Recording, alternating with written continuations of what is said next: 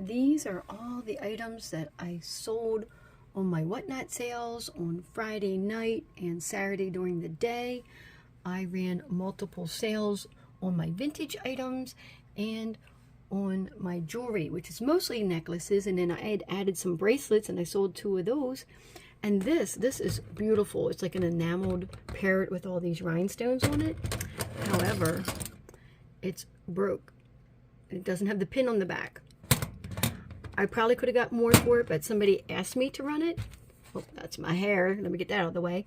Somebody asked me to run this. I ran it starting at $5, and the person got it for $5, which is quite the deal.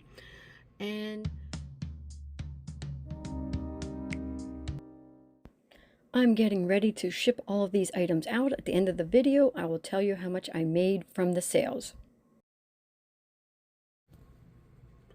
I could have gotten more money for this particular parrot, especially if it had the pin on the back, but the person had already bought another item for me, so I'm just putting out some good karma by giving them good deals. Hopefully they come back and see what other goodies I have and maybe purchase from me again. This is also an item that is missing a petal right there, and that's still sold. I will total this up and I'll let you know how much I actually sold for all of my auctions. This jumbled mess of necklaces is a curiosity at the moment.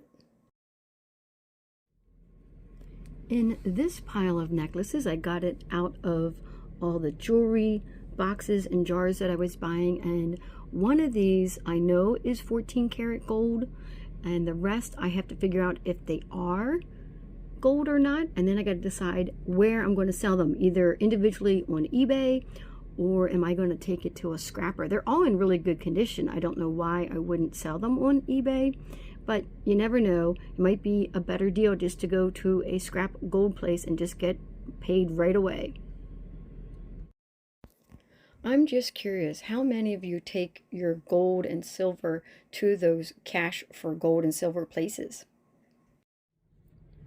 For my whatnot sales, this is kind of my setup. I have a fairly large desk, and I have this quilted, it's a coverlet that is on here because it's a glass table underneath, and I don't want anything knocking around or chipping, so I just always keep this on my desk.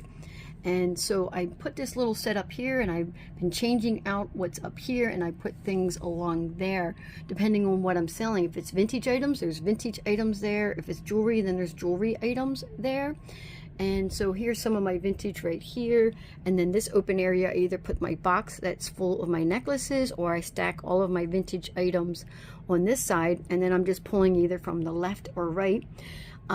My ring light, the little doohickey that holds your phone, broke, so I've been propping my phone up on this, or I pick my phone up and just pan around and do it that way.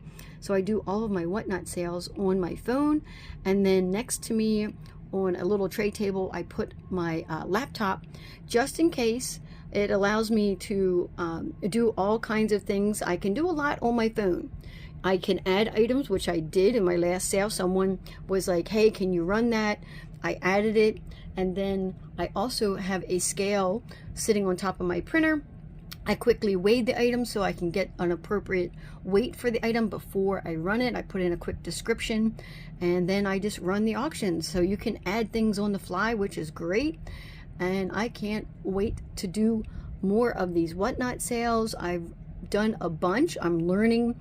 I've changed it up each time. I actually changed from where I was doing them. Let me show you where I was doing it.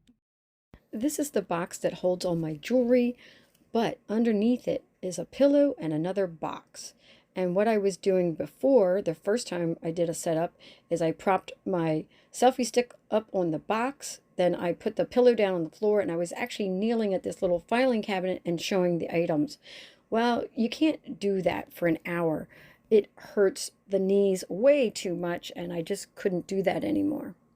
This is the box that I keep all of my necklaces in, I have them numbered, and then as they sell, I replace that necklace with a different necklace, and so it's a rolling inventory. I know some of the bigger YouTubers that are on Whatnot sell out of all their jewelry. I am still growing on Whatnot, so that doesn't happen yet. So I just keep selling the necklaces as they go and then replacing them with new inventory.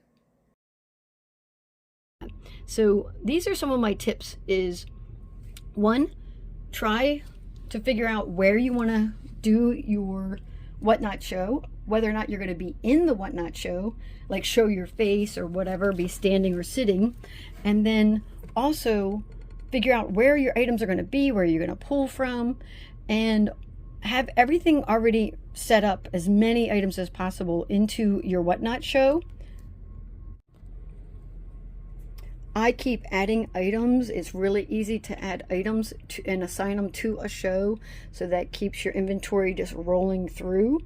Some people just kind of have like a display like this, and then somebody will say, oh, we'll run the cups, and then they just add it and run it. That's another way of doing it. There's so many ways to do it. So I highly suggest that if you're thinking about getting on Whatnot, one, get on there and start following people, and people will start to follow you. Even if you don't have anything for sale, you want to create a following. I did not do that, so that's why I'm giving it out as advice. I went on there and I had no followers, and I still did shows. It still works. People will still come to the shows and buy things from you, but it's better to have maybe a couple hundred followers before you do your first show. I scheduled my show out. I was so excited about it. I only scheduled it a couple days in advance, and then I did it. I figured to rip off that band-aid.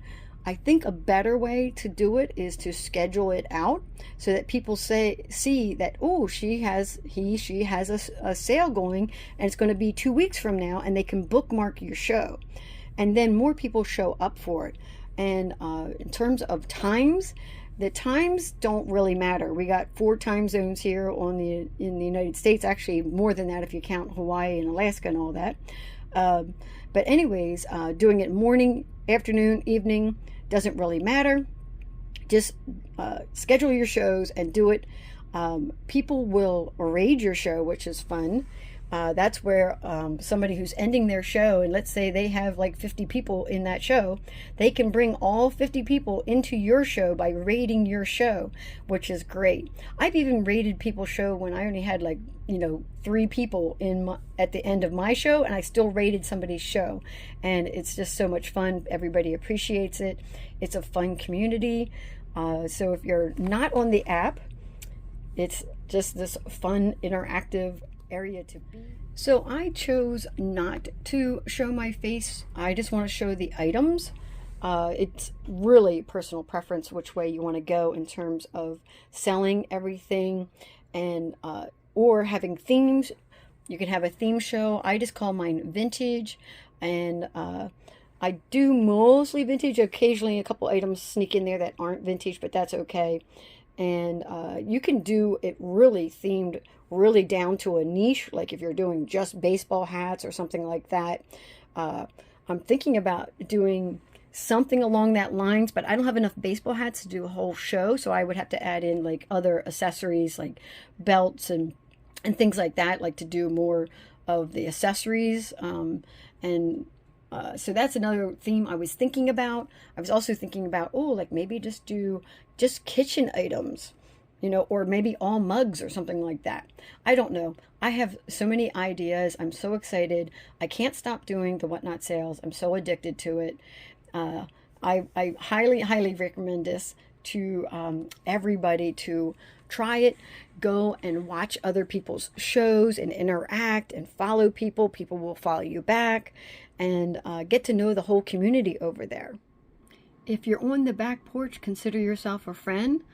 I say the same thing about Whatnot because it's such an interactive platform with the chat. And there's so many other things you can do. You can give hearts. You can tip, which is interesting. I've gotten one tip so far, and other resellers get lots and lots of tips, and you can tip $1 or $5 or anything you want to.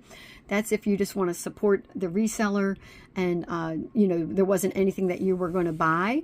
And so I'm just going to keep evolving what I'm doing, how I'm doing it. I see now why some of the bigger resellers are doing 6 and 7 shows a week. Some started out doing 3 and now they're doing 4, 5 shows a week. I get it now. And so it is definitely something I am really, really excited about. And I just want to keep evolving on the platform and growing my following. Please go, if you go to the platform or you're already on it, please follow me. I'd really appreciate that. There are links down in the description of this video if you want to join Whatnot as a buyer or a seller. You can see which link is which. And if you join as just a buyer, there is a little incentive where you get $10 and I get $10, and it's all explained in the description. And so I also have all the links to all of my social media down there, and all my selling shops for eBay, Etsy, and Poshmark. I'm not giving up on all my other platforms. I kind of like that I kind of sell across the board, and this is just another, Whatnot is just another stream of income. We talk about that sometimes, streams of income, multiple streams of income is, I think, really important in the reselling community. You definitely don't want to put all your eggs in one basket. As promised at the beginning of my video, I did a total of 3 shows, 1 on Friday and then 2 on Saturday. And these are all the items that I sold. All in together, I sold these for $82. My goal for each Whatnot show is to grow and start bringing in an average of either $100 or $200 per show. I think that would be awesome for a part-time reseller. If you're already selling on Whatnot, what is your goal for each show that you do? Put it down in the comments. I'd be curious. Please like, comment, and subscribe, and I will catch you guys later.